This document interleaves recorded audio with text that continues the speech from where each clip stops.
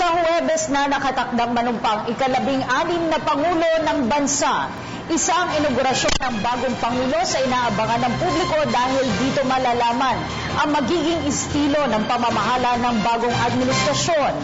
May ulat si Joy Gumatay.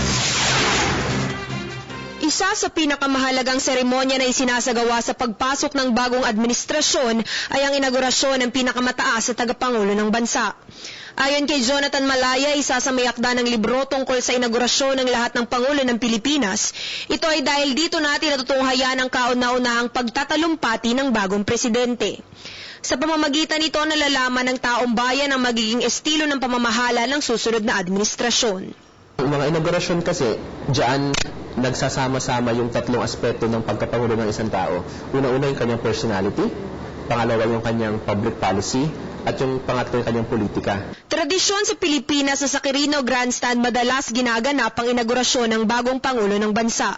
Kabilang dito ay ang mga dating Presidente Fidel Ramos, Joseph Ejercito Estrada, Gloria Macapagal Arroyo at ang outgoing President Benigno Aquino III. Ito ay dahil sa kalawakan ng lugar na ito na maaaring maka-accommodate ng 10,000 katao. Ngunit dahil nais ni incoming President Rodrigo Duterte na gawing simple at maliit ang kanyang inaugurasyon, naisipan niyang isagawa na lang ito sa Malacanang. Mahigit kumulang 600 katao lang ang inaasahang dadalo sa inaugurasyon ng susunod na Pangulo ng Pilipinas. Simple lang rin ang isasagawang diplomatic reception at walang magaganap na inauguration ball. Hindi rin magarbo ang isusuot na barong Tagalog ng susunod na Pangulo at higit sa lahat 5 minuto lang ang itatagal ng kanyang talumpati.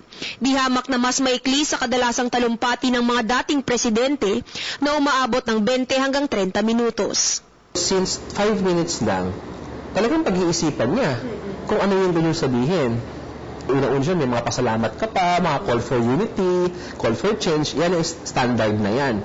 Pero yung mga ibang bagay, yun ang tanong, no? Naniniwala naman si Malaya na lubos na susuportahan ng sambayan ng Pilipino ang panunumpa at pagtatalumpati ni President-elect Duterte. Ito ay kahit pa sa kauna-unahang pagkakataon, magaiwalay ang sasagawang inaugurasyon ng bagong Pangulo at pangalawang Pangulo ng Pilipinas. Lahat ng tao, looking forward to hearing from him kasi itong Pangulong ito, napakalaking pagbabago ang kanyang pinapano para sa ating bansa. Para sa Telebisyon ng Bayan, ako si Joy Gumatay. Ako po si Cathy San Gabriel. Subscribe na sa PTV YouTube channel. I-click lang po ang subscribe button.